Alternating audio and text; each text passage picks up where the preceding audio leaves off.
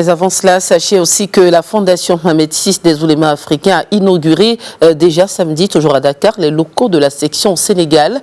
Les locaux du nouveau siège comprennent donc en dehors du bureau du président de la section, une grande salle de réunion et des bureaux affectés aux membres de la Fondation et aux différentes grandes familles religieuses du Sénégal.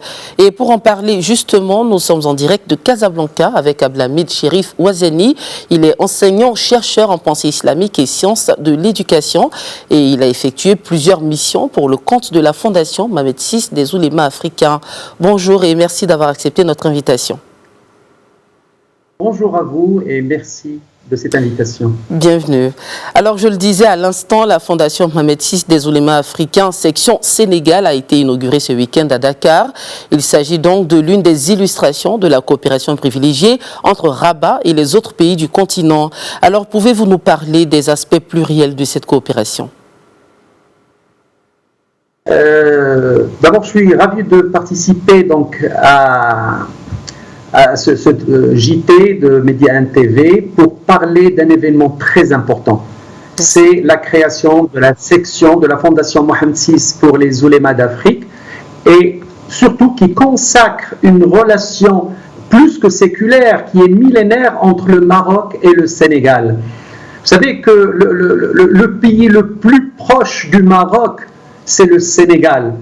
La relation remonte à plusieurs siècles et elle est multidimensionnelle, elle est multisectorielle. Et cette section de la Fondation Mohamed VI pour les oulémas d'Afrique vient consacrer cette relation, vient appuyer cette relation. Et vous avez parlé juste avant ce thème, vous avez parlé de cette réunion à Rome contre Daesh et contre l'extrémisme. Eh bien, sachez que cette relation avec le Sénégal, que l'action de la Fondation Mohamed VI pour les oulémas d'Afrique travaille en amont pour prévenir justement le radicalisme, pour travailler sur l'instauration de cet islam aimant, de cet islam du juste milieu, de cet islam des valeurs et de la noblesse du caractère. Et ce qu'on a vu hier au Sénégal et qu'on a vu avant dans 30 autres pays d'Afrique, c'est une consécration de cette image de l'islam tel qu'il est véhiculé par les Africains, c'est-à-dire un islam basé sur les valeurs, un islam basé sur la relation fraternelle entre toutes les composantes de l'humanité, un islam qui est basé sur l'amour réciproque, sur le vivre ensemble paisible et pacifique et surtout le respect de l'altérité et de la différence. D'accord, alors vous l'avez effleuré tout à l'heure, cette section Sénégal de la Fondation Mohamed VI pour les oulémas africains représente aussi un autre point d'ancrage des relations entre Rabat et Dakar, des relations séculaires notamment dans le domaine spirituel. Est-ce que vous pouvez nous en dire un mot ? Absolument. Cette relation du Maroc avec le Sénégal, comme je vous l'ai dit, remonte à plusieurs siècles. Et on peut se rappeler tous l'action ou l'apport de Sidi Ahmed Tijani, par exemple, ce qu'il a fait au Sénégal, ce qu'il a fait dans beaucoup d'autres pays d'Afrique, où il a essaimé cette composante soufite de l'islam, cette composante qui agit sur la fraternité humaine et qui rapproche les gens les uns des autres, qui essaie de montrer que l'islam d'abord est une relation avec le divin, mais c'est surtout une relation avec les autres composantes de l'humanité.